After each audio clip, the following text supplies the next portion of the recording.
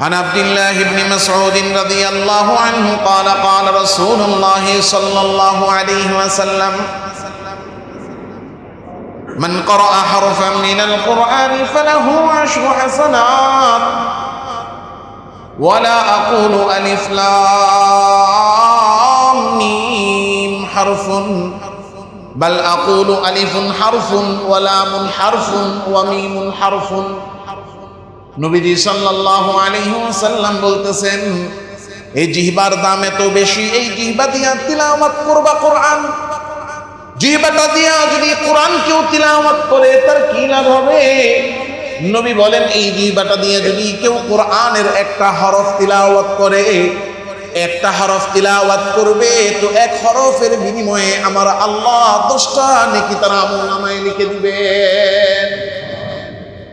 নবী বলেন, আরে আমি যে বললাম এক হরফে 10 নেকি, আলিফ লাম মিম এইটা এক হরফ না, বরং আলিফ এটা একটা হরফ, লাম এটা একটা হরফ, মিম এটা একটা হরফ।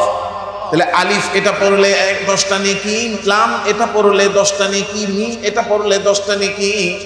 তাহলে হরফ পড়লাম 3টা আর নেকি দিলেন 30টা। জোরে বলবেন কে? তিলাওয়াতুল কোরআন। চিন্তা করে দেখেন, কেউ নাই ডাইনে বায়ে একা একা বসে কোরআন তিলাওয়াত করতেছি, খালি জিহ্বাটারে লড়াইতেছি, আর আমলনামার অ্যাকাউন্টে নেকি জমা হচ্ছে জমা হচ্ছে জমা হচ্ছে। জিহ্বাটারে শুধু লড়াইতেছি, এটারই এত ফজিলত। জিহ্বা লড়াইলেই নেকি। কিভাবে? আল্লাহ তাআলা রব্বুল আলামিনের জিকিরের মাধ্যমে। বলেন কিসের মাধ্যমে? বলেন কিসের মাধ্যমে? যিকরুল্লাহ, আল্লাহর জিকিরের মাধ্যমে জিহ্বা নাড়াইলাম আর কি হতে থাকবে? নেকি হতে থাকবে। আল্লাহ তাআলা রব্বুল আলামিন তো এই জন্য আদেশ করেছেন, হে বান্দা, জিহ্বা দিয়েছি কি করার জন্য? এই জিহ্বা দিয়ে আমি আল্লাহর জিকির বেশি বেশি করার জন্য। এজন্য ডাইরেক্ট আদেশ করতেছেন, ইয়া আইয়ুহাল্লাযীনা আমানু যকুরুল্লাহ, ইয়া আইয়ুহাল্লাযীনা আমানু যকুরুল্লাহ যিকরান কাসীরা। আল্লাহ তাআলা ডাক দিয়া বলেন, হে ঈমানদারগণ, বেশি বেশি আল্লাহর জিকির করো। উযকুরুল্লাহ, আল্লাহর জিকির করো, যিকরান কাসীরা, অধিক পরিমাণে জিকির। যদি অধিক পরিমাণে জিকির করতে থাকি কি হবে? আল্লাহর রাসূল সাল্লাল্লাহু আলাইহি ওয়াসাল্লাম বলেন, যারা জিকির করে আর যারা জিকির করে না তাদের মধ্যে একটা পার্থক্য আছে। যারা জিকির করে আর যারা জিকির করে না তাদের মধ্যে কি পার্থক্য? عن أبي موسى رضي الله عنه قال قال رسول الله صلى الله عليه وسلم مثل الذي يذكر ربه والذي لا يذكر ربه مثل الحي والميت। যে ব্যক্তি তার রবের জিকির করে, একজন আল্লাহর জিকির করে আরেকজন আল্লাহর জিকির করে না, এই দুইজনের কেমন পার্থক্য? এই দুইজনের উদাহরণ কি? নবী বলতেছেন, এই দুইজনের উদাহরণ হলো, একজন হলো মৃত আর একজন হলো জীবিত। যে ব্যক্তি আল্লাহর জিকির করে সে জীবিত, তার অন্তর জীবিত, আর যে জিকির করে না সে মৃত, তার অন্তর আল্লাহর কাছে মৃত। এই জন্য আল্লাহ তাআলা রব্বুল আলামিনের জিকির করার জন্য স্বয়ং আল্লাহ আমাদের আদেশ করেছেন। জিকির করার জন্য আদেশ করলেন। এখন যদি করি লাভ কি? কি ফায়দা হবে? আল্লাহর রাসূল সাল্লাল্লাহু আলাইহি ওয়াসাল্লাম সাহাবায়ে কেরামকে বলছেন, আলা উখবিরুকুম বিখাইরি আমালিকুম, এ আমার সাহাবীরা, আমি কি তোমাদেরকে এমন আমলের কথা বলে দিব যে আমলটা সর্বোত্তম? শুধু আমল হিসেবে সর্বোত্তম তা না, আসকাহা ইনদা মালিকিকুম, তোমাদের রবের নিকট সবচেয়ে পছন্দ, ও আরফাউহা ফি দারাজাতিকুম, এমন আমল কি বলে দিব যে আমল করলে তোমাদের দারাজাত, তোমাদের মর্যাদা বৃদ্ধি পাবে।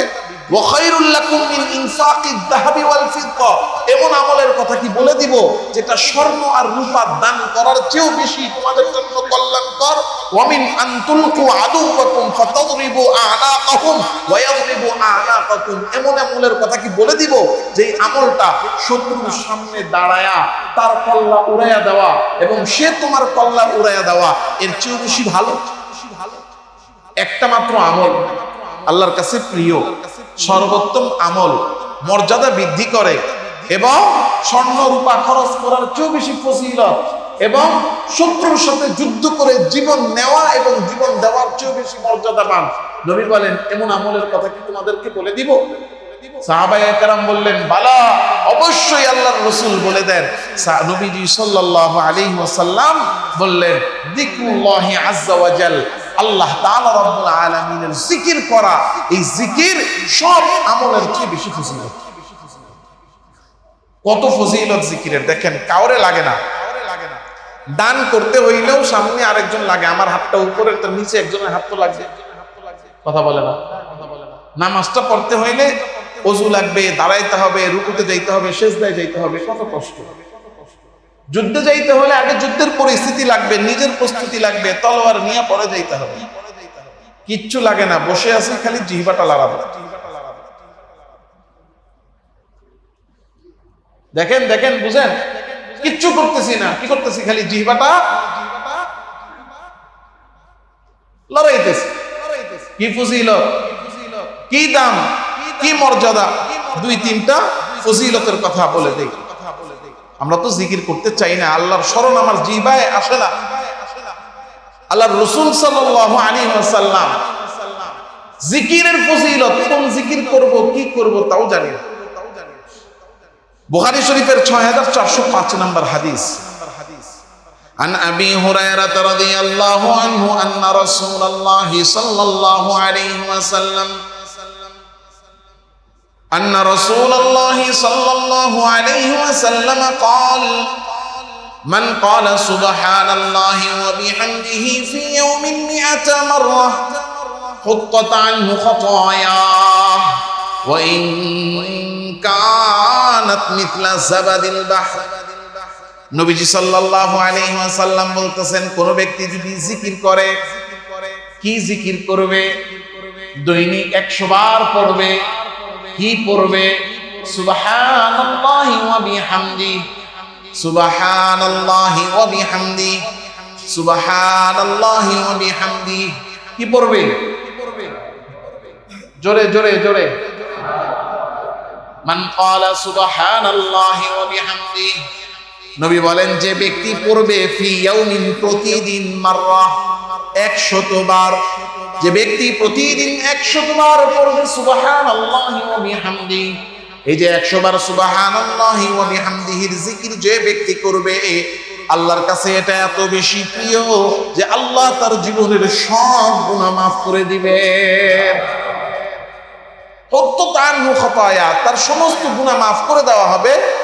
ওয়া ইন কানাত মিথলা জাবাদিল বাহর, যদি তার গুনাহের পরিমাণ সমুদ্রের ফেনার সমপরিমাণও হয়। আসসালামু আলাইকুম ওয়া রাহমাতুল্লাহি ওয়া বারাকাতুহু। সবাই কেমন আছেন?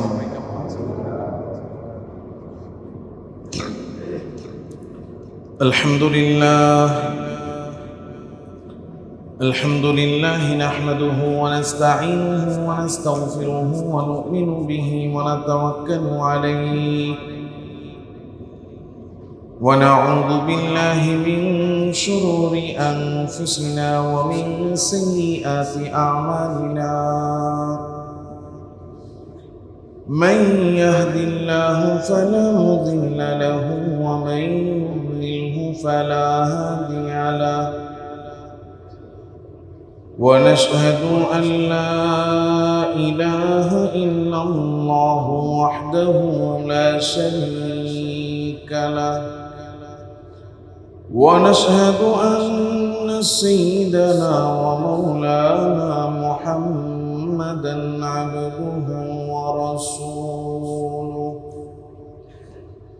الذي أرسله الله تعالى بالحق بشيرا ونذيرا وداعيا إلى الله بإذنه وسراجا منيرا.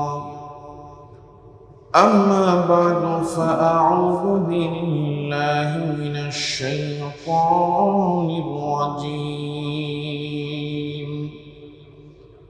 بسم الله الرحمن الرحيم. ولا يغتب بعضكم بعضا أيحب أحدكم أن يأكل لحم أخيه ميتا فكرهتموه. وقال تعالى: يا أيها الذين آمنوا اذكروا الله ذكرا كثيرا.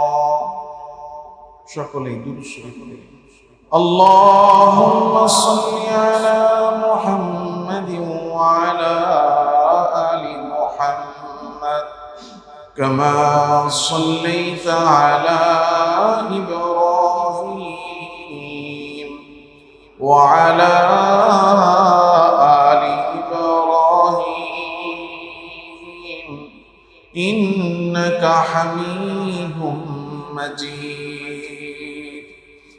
اللهم بارك على محمد وعلى آل محمد كما باركت على إبراهيم وعلى آل إبراهيم إنك حميد مجيد. سبحانك لا علم لنا إلا ما علمتنا إنك أنت العليم الحكيم. سبحانك لا علم لنا إلا ما علمتنا إنك أنت العليم الحكيم. سبحانك لا علم لنا إلا ما علمتنا إنك أنت العليم الحكيم. صدق الله مولانا العظيم. بارك الله لنا ولكم في القرآن العظيم ونفعنا وإياكم بالآيات والذكر الحكيم. সমস্ত প্রশংসা একমাত্র আল্লাহ সুবহানাহু ওয়া তাআলার জন্য, যে মহিয়ান গরিয়ান সর্বশক্তিমান দয়ালু দাতা মেহেরবান রব্বুল আলামিন মৌলাল করিম আল্লাহ সুবহানাহু ওয়া তাআলা আমাকে আপনাকে আল্লাহ তাআলা রব্বুল আলামিনের হুকুম জুমার নামাজ আদায়ের জন্য আল্লাহর ঘর মসজিদে আল্লাহ তাআলা রব্বুল আলামিনের দেওয়া হায়াতের সময় কাজে লাগিয়ে আল্লাহ আমাদেরকে আসার এবং দিনই কিছু কথা বলা ও শোনার জন্য বসার তৌফিক দিয়েছেন। এজন্য প্রত্যেকেই অন্তরের অন্তঃস্থল থেকে আল্লাহ তাআলার দরবারে কৃতজ্ঞ হয়ে কৃতজ্ঞতা আদায় করে কালিমাতুশ শুকর পাঠ করে আওয়াজ করে জোরে সোরে প্রত্যেকেই বলি আলহামদুলিল্লাহ। আল্লাহ সুবহানাহু ওয়া তাআলা পুরো পৃথিবীর যত স্বাদ তৈরি করেছেন, পুরো পৃথিবীর যত আনন্দ তৈরি করেছেন, পুরো পৃথিবীর যত মজা আল্লাহ তৈরি করেছেন, সমস্ত স্বাদ, সমস্ত আনন্দ এবং সমস্ত মজা এগুলোকে গ্রহণ করার ব্যবস্থা রেখেছেন ছোট্ট একটা। পৃথিবীর যত সুখ, যত শান্তি, এগুলো আল্লাহ তাআলা রব্বুল আলামিন গ্রহণ করার জন্য মানব দেহে মাত্র 2টা গোশতের টুকরা দিয়েছে। এর মধ্যে শুধুমাত্র একটি আনন্দ ব্যতীত পৃথিবীতে যত আনন্দ আছে, একটি মজা ব্যতীত পৃথিবীতে যত মজা আছে, একটি ব্যতীত পৃথিবীতে যত সুখ আছে, এই সব সুখ আনন্দ মজা নেওয়ার মাধ্যম আল্লাহ তাআলা বানিয়েছেন এই জবান। এই যে জিহ্বা, এই জিহ্বাকে আল্লাহ তাআলা রব্বুল আলামিন এত শক্তিশালী বানিয়েছেন, এই জিহ্বাকে আল্লাহ তাআলা রব্বুল আলামিন এত নিয়ামত দিয়েছেন, এই জিহ্বার মধ্যে আল্লাহ তাআলা রব্বুল আলামিন তার এত কুদরত রেখেছেন পৃথিবীর যত আনন্দ, যত মজা, যত সুখ সব এই জিহ্বার মধ্যে। আপনি পৃথিবীর সবচেয়ে দামি একটা মজাদার সুস্বাদু খাবার এই হাত দিয়া ধরেন, কখনো এটার স্বাদ আপনি অনুভব করতে পারবেন না। এটার স্বাদ, এটার মজা, এটার ভিতরে যে আনন্দ, সেটা ভোগ করার জন্য আপনাকে এটা জিহ্বার মধ্যেই লাগাতে হবে। আল্লাহ তাআলা রাব্বুল আলামিন মানব দেহের মধ্যে ছোট্ট কিন্তু কার্যকরী, ছোট্ট কিন্তু শক্তিশালী, ছোট্ট কিন্তু এর দ্বারা গ্রহণকারী সবচেয়ে বেশি শক্তি আল্লাহ জিহ্বার মধ্যে দিয়েছেন। মানব দেহের মধ্যে যদিও ছোট্ট একটা টুকরা মাত্র এই জিহ্বা, কিন্তু এই জিহ্বার পাওয়ার, এই জিহ্বার ক্ষমতা এত বেশি, যার কারণে আল্লাহর রাসূল সাল্লাল্লাহু আলাইহি ওয়াসাল্লাম সুস্পষ্টভাবে হাদিসে বলে দিয়েছেন, মাইয়াযমানলি মা বাইনা লিহিয়াতাইহি ওয়া বাইনা রিজলাইহি আযমান লাহুল জান্নাহ। নবীজি সাল্লাল্লাহু আলাইহি সাল্লাম ইরশাদ করেছেন, যে ব্যক্তি দুইটা গোশতের টুকরা, একটা হলো দুই পায়ের মাঝখানে লজ্জাস্থান, আর একটা হলো দুই চোয়ালের মাঝখানে জিহ্বা। আগে আল্লাহর রাসূল জিহ্বার কথা বলেছেন, মাইয়াযমানলি মা বাইনা লিহিয়াইহি লাহিয়াইহি, যে ব্যক্তি তার দুই চোয়ালের মাঝখানের এই গোশতের টুকরাটার হেফাজত করবে আর দুই পায়ের মাঝখানের গোশতের টুকরাটার হেফাজত করবে, এই দুই জিনিস হেফাজতের জিম্মাদার যে আমি নবী, তার জান্নাতের জিম্মাদার। কারণ ওই যে বললাম, সারা পৃথিবীর যত সুখ আর আনন্দ আল্লাহ তাআলা রাব্বুল আলামিন দুই পায়ের মাঝখানে আর দুই চোয়ালের মাঝখানে আল্লাহ রেখে দিয়েছে। তো একটা সুখ, একটা আনন্দ ব্যতীত যা আছে, যত মজা আছে পৃথিবীর সব মজাগুলো আল্লাহ জিহ্বায় রাখছে। আইসক্রিম খাইতে মজা লাগে, আপনি আইসক্রিম কিনে হাতের মধ্যে রেখে দেন, আইসক্রিমের মজা জীবনও পাবেন না। মুরগির রোস্ট, কাচ্চি বিরিয়ানি, মোরগ পোলাও, শাহী জর্দা, হ্যাঁ, এরপরে পেস্তা বাদামের শরবত, যত দামি দামি খাবার হতে পারে।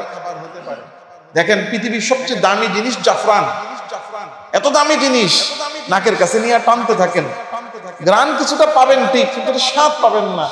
আসল স্বাদটা তখন, এটারে পোলাওর উপর একটু ছিটিয়ে দিছে, একটু ফিন্নির উপর একটু দিয়ে দিছে, মুখে দিছেন, তখন এই জাফরানের স্বাদ অনুভব হবে জিহ্বায় যখন লাগবে। এজন্য এই জিহ্বার বড় পাওয়ার, বড় ক্ষমতা আল্লাহ তাআলা রাব্বুল আলামিন এই জিহ্বার মধ্যে দিয়েছেন, যার কারণে আল্লাহর রাসূল সাল্লাল্লাহু আলাইহি ওয়াসাল্লাম সুস্পষ্টভাবে বলেছেন, জবানের হেফাজত যে ব্যক্তি করবে, জিহ্বার হেফাজত, আমি নবী তার জান্নাতের জিম্মাদার।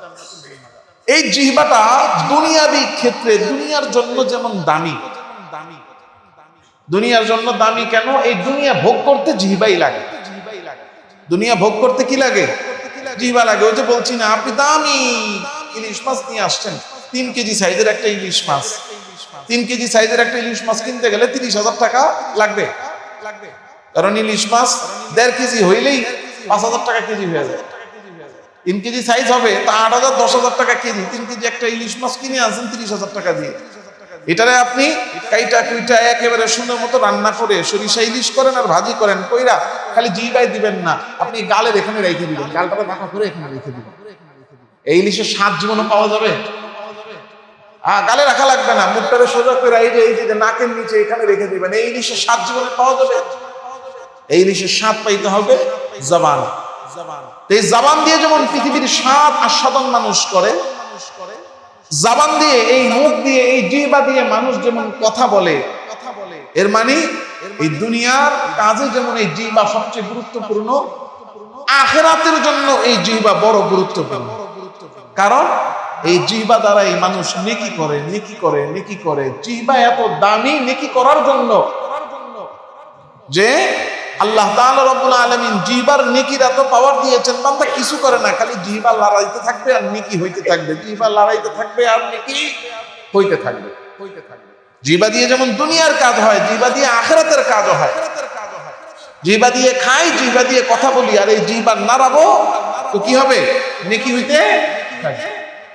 এই জিহ্বা দিয়ে নেকি কিভাবে করব? 1 নাম্বার কোরআন তিলাওয়াত। কি তেলাওয়াত? কোরআন তেলাওয়াত। তেলাওয়াতে কোরআন করলে নেকি হবে। কেমন নেকি হবে? আল্লাহর রাসূল সাল্লাল্লাহু আলাইহি ওয়াসাল্লাম হাদিসে বলেন, জিকিরের ফজিলত কি? 100 বার সুবহানাল্লাহ বিহামদিহি পড়তে টাকাও লাগে না, পয়সাও লাগে না, সঙ্গীও লাগে না, কিচ্ছু লাগে না, শুধু বসে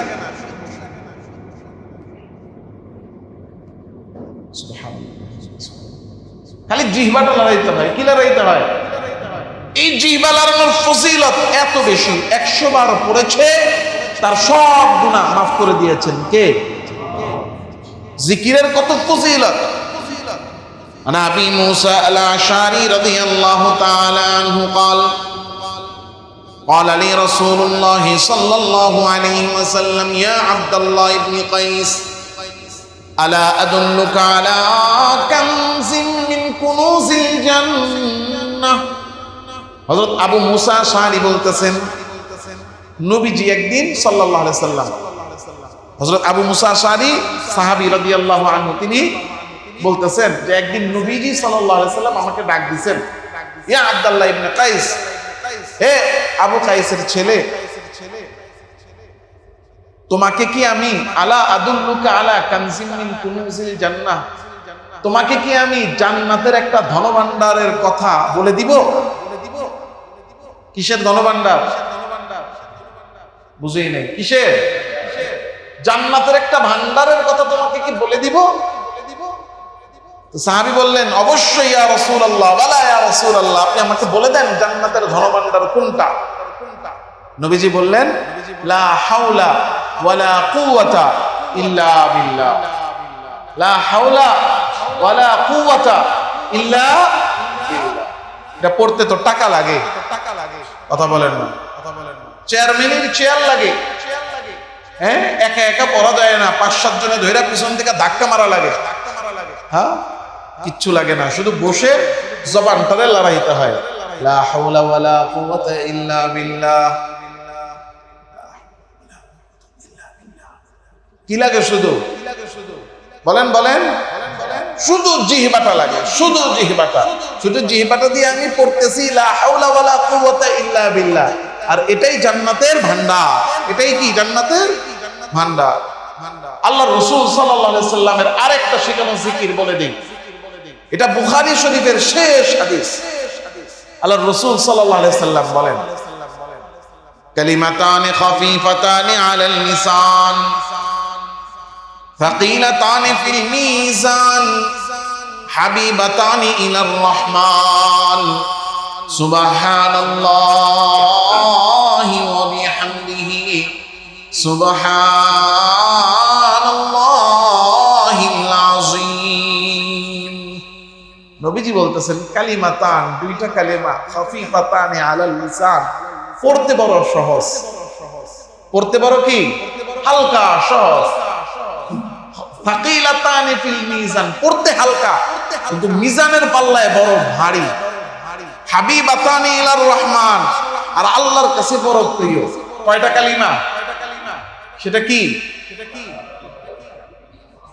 সুবহানাল্লাহি ওয়া বিহামদিহি সুবহানাল্লাহিল আযীম, সুবহানাল্লাহি ওয়া বিহামদিহি সুবহানাল্লাহিল আযীম। তাহলে জিহ্বার মধ্যে ক্ষমতা, পাওয়ার, নেকি অর্জনের জন্য কম না বেশি? বলেন, কম না বেশি? এই জিহ্বার পাওয়ার যেমন দুনিয়াতে লাগে, দুনিয়ার সব সুখ জিহ্বার মধ্যে। দুনিয়াতে চলতে জিহ্বা লাগে, জিহ্বা ছাড়া চলা যায় না। বাংলাদেশ থেকে সৌদি গেছেন, চুপচাপ বসে থাকলে হবে না, আপনি যেমনি হোক তারা কিছু বইলা হইলেও বুঝাইতে হবে। যদ্দুরা পারেন, আরবি পারেন, ইংরেজি পারেন, উর্দু পারেন, তারা বলতে হবে। কি না বললে আপনি কই যাবেন, কি জন্য আসছেন, কিছু বুঝবেন না। কতজন আছে ভাষা জানে না, বসে আছে, ঘন্টার পর ঘন্টা বসে আছে। ওই বেচারা যে বড় ব্যবসায়ী, সে যদি শুধু এতটুকু বলতে পারে আমি ব্যবসার কাজে আসছি, তাইলেই ছেড়ে দেয়। যদি বলতে পারে আমি মেডিকেলে আসছি, তাইলেই ছেড়ে দেয়। বলতেও পারে না, তারা ছাড়েও না, আটকে রাখছে। কি কথার দাম দুনিয়াতে আছে না নাই? কথার এত প্রভাব, কথার কারণে একটা সরকারের উপর পতন হয়ে যায়। কথা কেন? আবার একজনের আর কিছু নাই, খালি মাইকের সামনে আইসা বড় করে ভাষণ দিছে। হ্যাঁ, যুদ্ধের আগেও নাই, যুদ্ধের পরেও নাই, যুদ্ধের মাঝখানেও নাই, নিজে তো যুদ্ধ করে নাই, নিজের রক্ত ঝরে নাই, নিজের বংশের কারো রক্ত ঝরে নাই, এরপরও সে সবচেয়ে বড় নেতা। কেন নেতা? শুধু ভাষণ দিছে। কথা এলাকার মধ্যে উনি এমপি সাহেব হয়েছে, চেয়ারম্যান হয়েছে, তো উনি কি করছে? কিছুই করে নাই।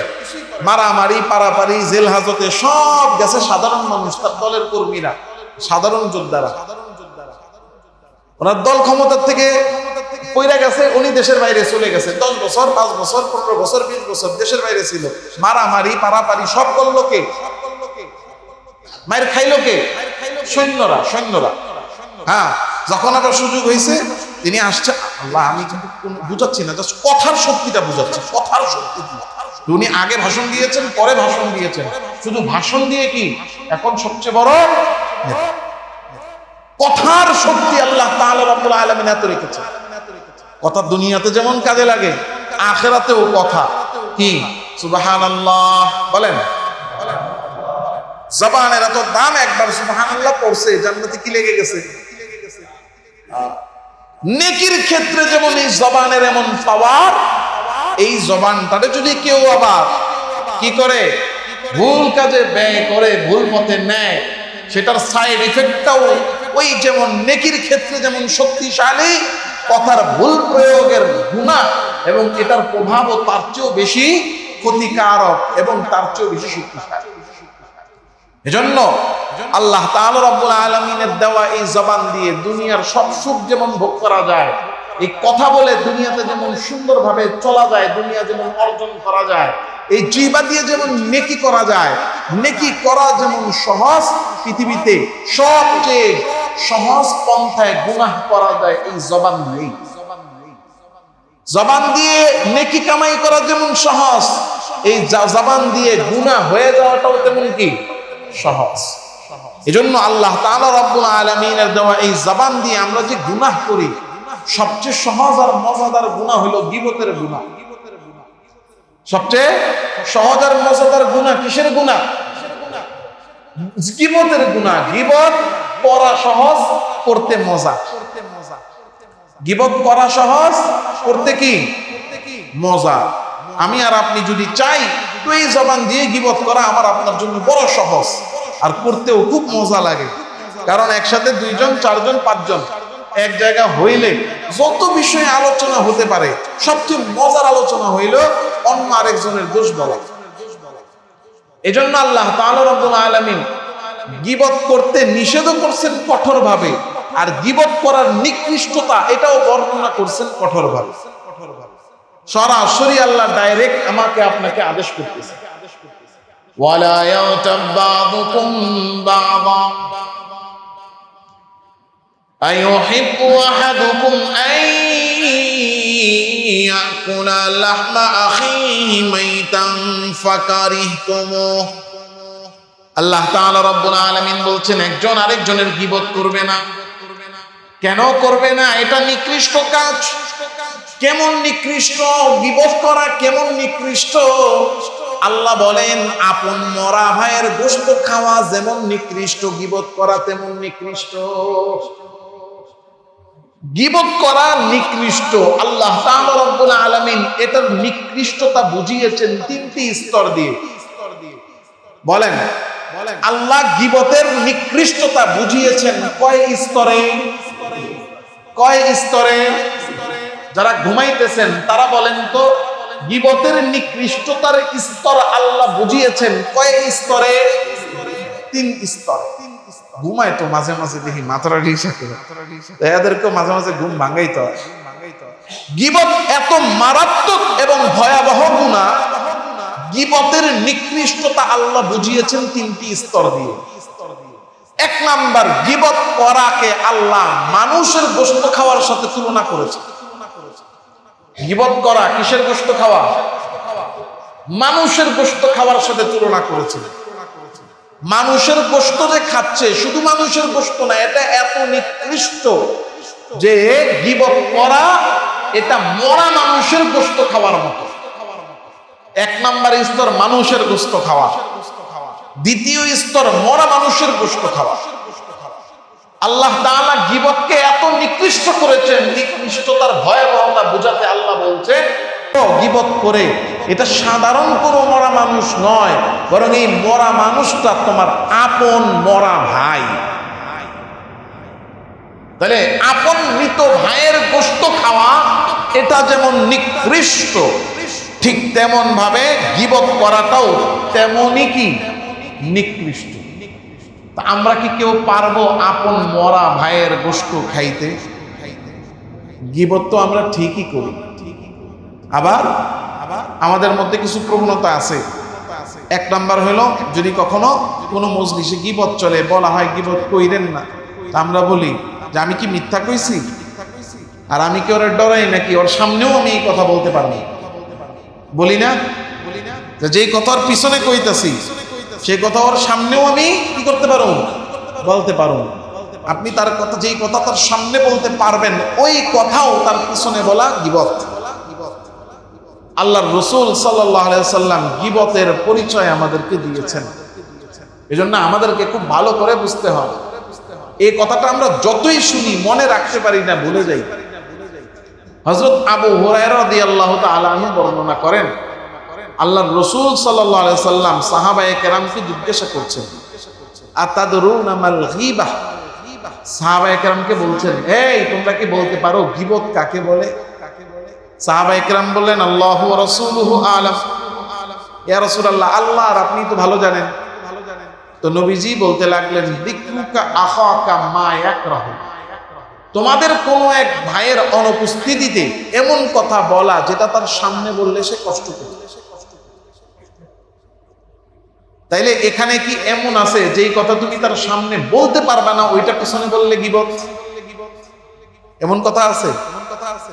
যেই কথা তার পিছনে বললে, তার অনুপস্থিতিতে বললে সে কষ্ট পাবে, তো যেই কথাটা আপনি সামনে বললে কষ্ট পাবে, ওই কথাটা তার অনুপস্থিতিতে বললে সে কি কষ্ট পাবে না? এই কথা বল, আমি কি বুঝাইতে পারতেছি? আমরা অনেক সময় গীবত করি, হ্যাঁ ভালো না ভাই, আরেকজনকে ভাই থাক গীবত না করি, আমি মিথ্যা কইছি নাকি? ভাই কারো অনুপস্থিতিতে তার দোষ বলাটাই তো গীবত, এটা আমি ওর সামনেও কইতে পারবো। তাহলে এমন কথা, যেই কথা আপনি তার সামনে বললে সে কষ্ট পাবে, তাহলে ওইটা যদি তার পিছনে বলেন সে কি আনন্দ পাবে না কষ্ট পাবে? কষ্ট পাবে। তাহলে এখানে আপনি তার মুখের উপরে বলতে পারেন বইলে অনুপস্থিতিতে বললে গীবত হবে না, এটা ধারণা করার কোনো সুযোগ নেই। যেই কথা আপনি তার সামনে বললে কষ্ট পাবে, সেটা হচ্ছে তার অনুপস্থিতিতে বললেও সে কষ্ট পাবে। সুতরাং অনুপস্থিতিতে এমন কথা বলা, চাই সত্য হোক মিথ্যা হোক, যেই কথায় সে কষ্ট পাবে জানতে পারলে, ওই কথা কারো অনুপস্থিতিতে বলা, এটাই গীবত। গীবত এত মারাত্মক গুনাহ। আল্লাহর রাসূল সাল্লাল্লাহু আলাইহি ওয়াসাল্লামের যুগে দুইজন মহিলা রোজা রেখেছেন। রোজা রেখে দুইজন গল্প করতেছেন। গল্প করতে করতে করতে করতে এক সময় তাদের মধ্যে তৃতীয় কারো আলোচনা শুরু হয়ে গেছে, আর গীবত শুরু হয়ে গেছে। যেই গীবত শুরু হয়ে গেল, কিছুক্ষণের মধ্যে একজন সাহাবী আল্লাহর রাসূলের দরবারে দৌড়ে আসছেন, ইয়া রাসূলুল্লাহ, এই দুইজন মহিলা তাদের অবস্থাটা এমন যে তাদের জান বের হয়ে যায় অবস্থা, অর্থাৎ মৃতপ্রায় অবস্থা। আল্লাহ রাসূল বললেন, দ্রুত আমার কাছে নিয়ে আসো। কারণ আল্লাহ রাসূল সাল্লাল্লাহু আলাইহি ওয়াসাল্লামের কাছে আল্লাহ ওহী পাঠিয়ে দিয়েছেন, তারা যে গীবত করতেছে এই কথা আল্লাহর রাসূলের কাছে আল্লাহ ওহী পাঠিয়ে দিয়েছেন। তো তারা দুইজন মহিলা যখন আল্লাহ রাসূলের সামনে আসলেন, দরবারে আসলেন, তা আল্লাহর রাসূল পর্যবেক্ষণ করে বুঝতে পারলেন যে তাদের অবস্থাটা আসলেই মুমূর্ষু অবস্থা। আল্লাহর রাসূল সাল্লাল্লাহু আলাইহি ওয়াসাল্লাম একটা পাত্র আনতে বললেন, একটা পাত্র আনা হলো, বলা হলো একজন মহিলার সামনে দাও। এই পাত্রটা মহিলার সামনে দেওয়া হলো। আল্লাহর রাসূল বললেন, তুমি বমি করতে থাকো। এবার মহিলা বমি করলেন। বমি করার পরে দেখা গেল তার ভিতর থেকে রক্ত, পুষ এবং পচা গোশত বের হচ্ছে। আল্লাহর রাসূল এবার দ্বিতীয় জন মহিলাকেও বললেন, তুমিও বমি করো। দ্বিতীয় মহিলাও বমি করলো, রক্ত, পুষ এবং পচা গোশত বের হয়ে। তো তারা বলছে, ইয়া রাসূলুল্লাহ, আমরা তো এইসব জিনিস খাই নাই। আল্লাহ রাসূল বললেন, তোমরা আপন ভাইয়ের গোশত খাইছো, সেই গোশত বের হয়েছে। সেই গোশত কি? সেটা হলো তোমরা তোমাদের অন্য ভাইয়ের গীবত করেছো। গীবত এটা সর্ব অবস্থায় হারাম এবং এটা কবিরা গুনাহ। এটা যেমন কবিরা গুনাহ, এটার শাস্তিও তেমন ভয়াবহ। আল্লাহ রাসূল সাল্লাল্লাহু আলাইহি সাল্লাম গীবতের শাস্তি কত ভয়াবহ দেখেন। নবীজি সাল্লাল্লাহু আলাইহি ওয়াসাল্লাম সাহাবায়ে কেরামকে নিয়ে একদিন রাস্তা দিয়ে হেঁটে যাচ্ছেন।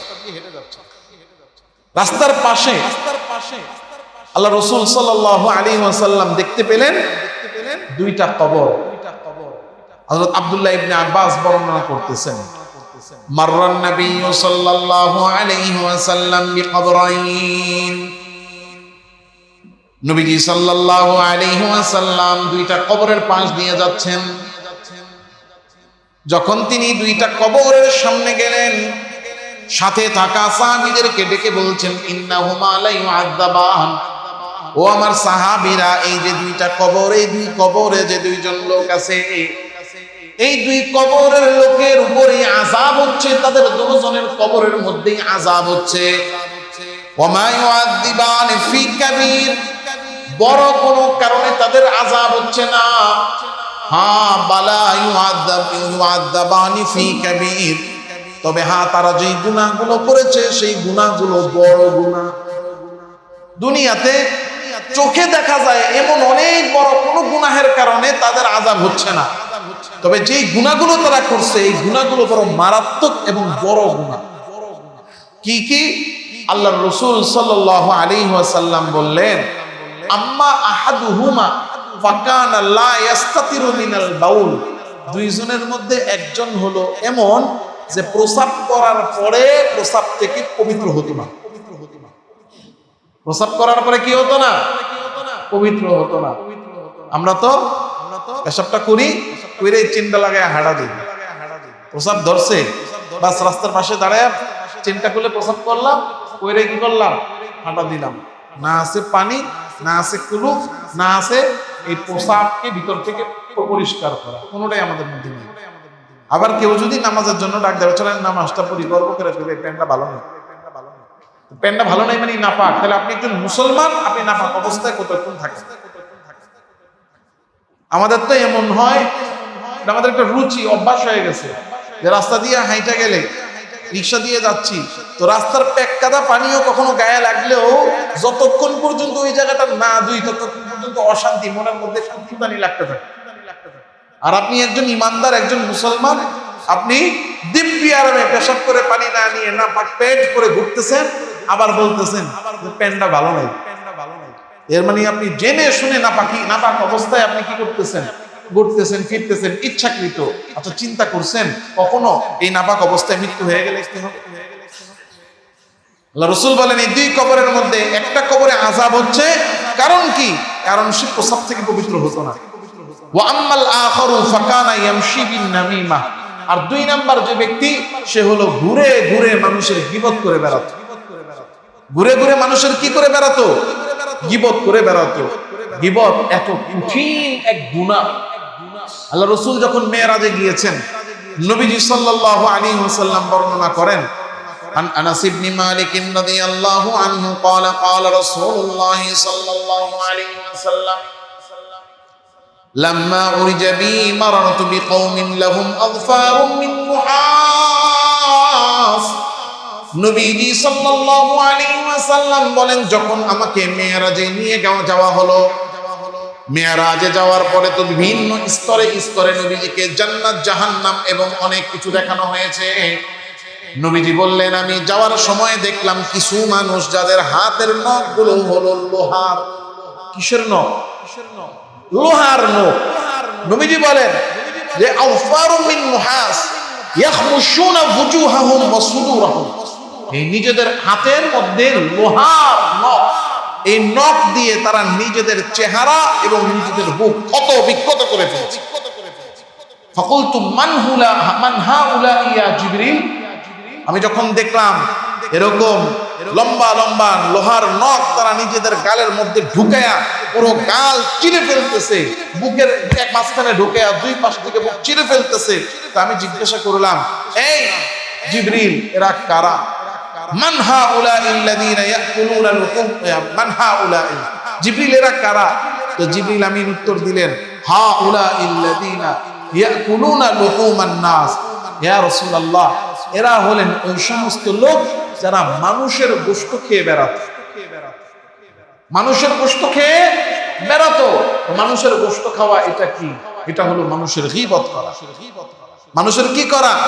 গীবত করা। এটা এত মারাত্মক গুনাহ।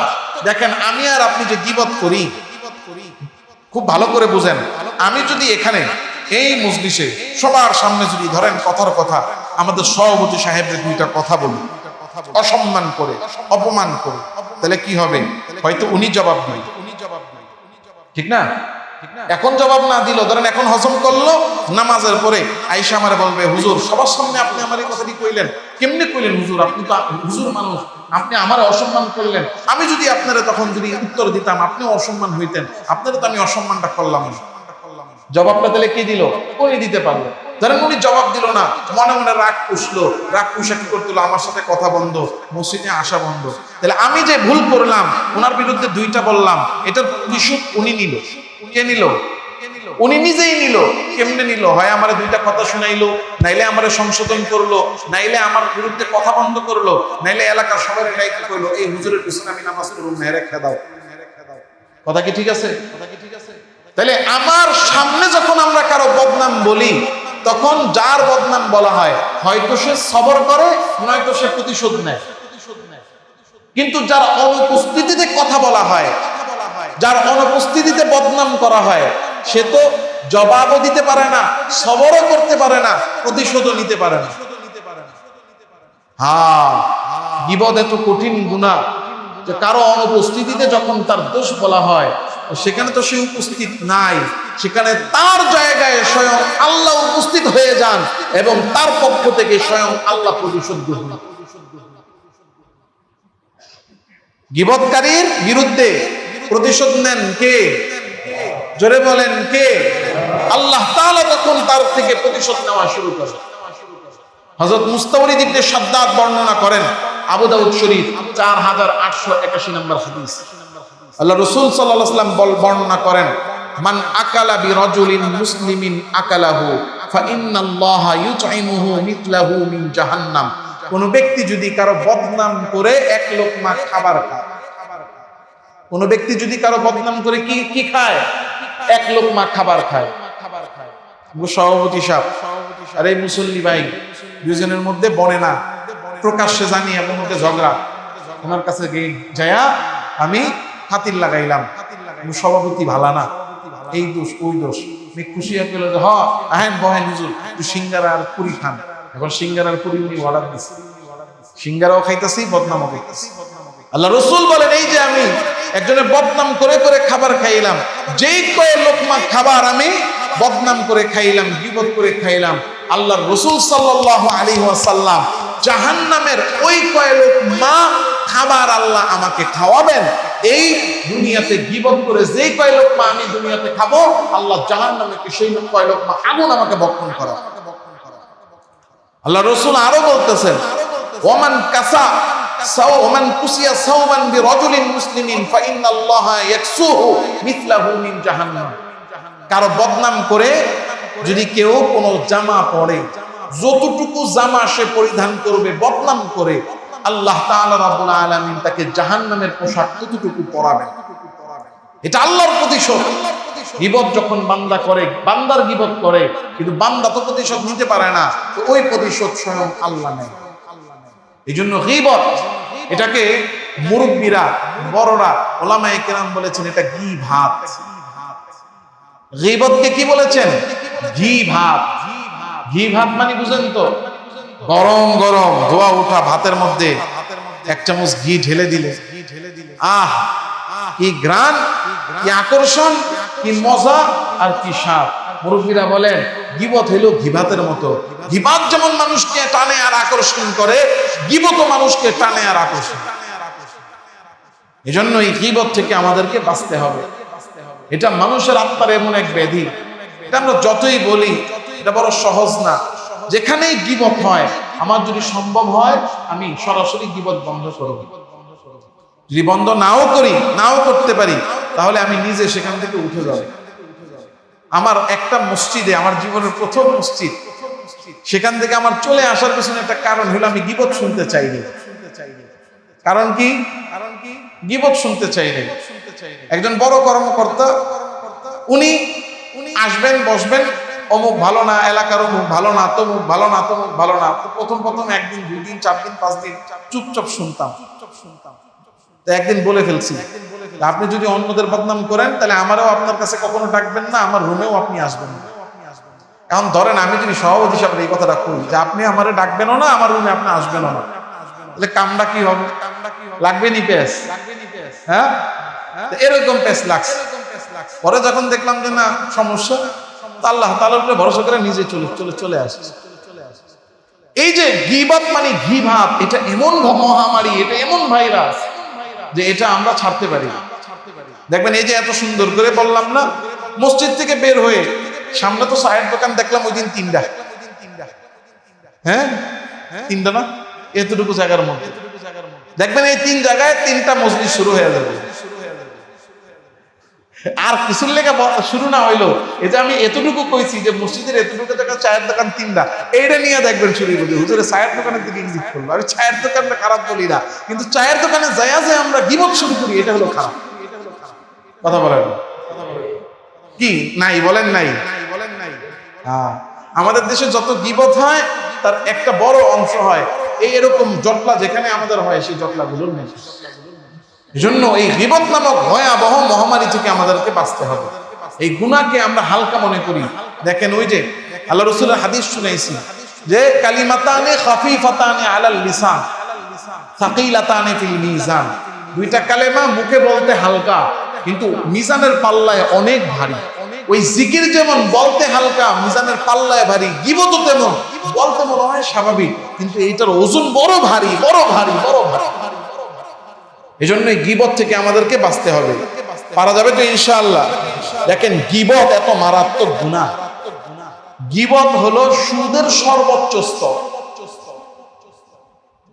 গীবত কিসের সর্বোচ্চ স্তর? সুদের সর্বোচ্চ স্তর। এটা বুঝতে হইলে একটা হাদিস শুনাই আজকের আলোচনা শেষ। আব্দুল্লাহ ইবনে মাসউদ রাদিয়াল্লাহু তাআলা আনহু বর্ণনা করেন, নবীজি বলেছেন আর রিবা সালাসাতু ওয়া সাবউনা বাবান, সুদের 73টা স্তর রয়েছে। সুদের কয়টা স্তর? 73টা স্তর। আইসারুহা মিথলু আইয়ানকিহার রাজুলু উম্মাহু, 73টার মধ্যে সবচেয়ে নরমাল, সর্বনিম্ন, সবচেয়ে সহজ স্তর হলো সুদ করা নিজের আপন মায়ের জেনা করার সমান। সুদ খাওয়া আপন মায়ের সাথে জেনা করার সমান। এটা সুদের কোন স্তর? সর্বনিম্ন স্তর। এবার পরের অংশটুকু শুনেন, ওয়া ইন্না আরবার রিবা ইরদুর রাজুলিল মুসলিম। আল্লাহর রাসূল বলতেছেন তাহলে সর্বনিম্ন স্তর হলো মায়ের সাথে জেনা করা। এবার নবী বলছেন সর্বোচ্চ স্তর হলো মানুষের গীবত করা। সুদের সর্বোচ্চ স্তর কি? তাহলে এই হাদিস অনুযায়ী বোঝা যায় মায়ের সাথে জেনা করলে যেই পরিমাণ নিকৃষ্টতা, তার চেয়েও বেশি মারাত্মক আর ভয়াবহ হলো মানুষের গীবত। এজন্য এই গীবত থেকে আমাদেরকে বাঁচতে হবে। পারা যাবে ইনশাআল্লাহ? চেষ্টা করব, কারো কোনো দোষ আমরা বলবো না। হ্যাঁ, কিছু কিছু স্তর আছে, কিছু কিছু ক্ষেত্র আছে যে সমস্ত ক্ষেত্রে মানুষের দোষ থাকলে বলা যায়। সেটা কেমন? 1 নাম্বার, আপনি কারো কাছে বিচার দিচ্ছেন, এলাকার মধ্যে কেউ অসুন্দর খারাপ কাজ করছে, বিচার দেওয়ার জন্য বললে এটা গীবত হবে না। পরামর্শ নেওয়ার জন্য গীবত, অমুক আমার প্রতিবেশী, তার মধ্যে এই দোষ আছে, এখন আমি তার সাথে কেমন ব্যবহার করব, পরামর্শের জন্য আপনি বললে এটা গীবত হবে না। কাউকে সতর্ক করার জন্য বললে গীবত হবে না। ওনার ছেলের সাথে ওনার মেয়ের বিয়ে ঠিক হয়েছে, এখন মেয়ের বাড়ির থেকে মেয়ের বাবা আসছে আপনাকে জিজ্ঞাসা করতে, আপনার প্রতিবেশী তো, বলেন তো মেয়েটাকে বিয়ে দেওয়া যায়, ছেলেটা কেমন কেমন স্বভাব চরিত্র, এখানে তার দোষ বললে গীবত হবে না। এমন কিছু স্তর আছে, কিছু কিছু ক্ষেত্র আছে যে সমস্ত ক্ষেত্রে কারো দোষ অগোচরে বললে গীবত হয় না। বাকি অন্য যত ক্ষেত্র আছে যেখানে আমরা শুধু গল্প করার জন্য, মজার জন্য বলি, সেগুলো গীবত। এবং এই গীবত এটা হারাম কবিরা গুনাহ, এটা থেকে আমাদের বেঁচে থাকতে হবে। পারা যাবে ইনশাআল্লাহ? আল্লাহ আমাদের সবাইকে তৌফিক দান করেন, বলি আমিন। Presents by Kuakata Media Center. Kuakata media centre Islamic বিনোদনের বিশ্বস্ত সঙ্গী। হক্কানি আলেমদের নিত্য নতুন ভিডিও পেতে আমাদের চ্যানেলটি সাবস্ক্রাইব করুন।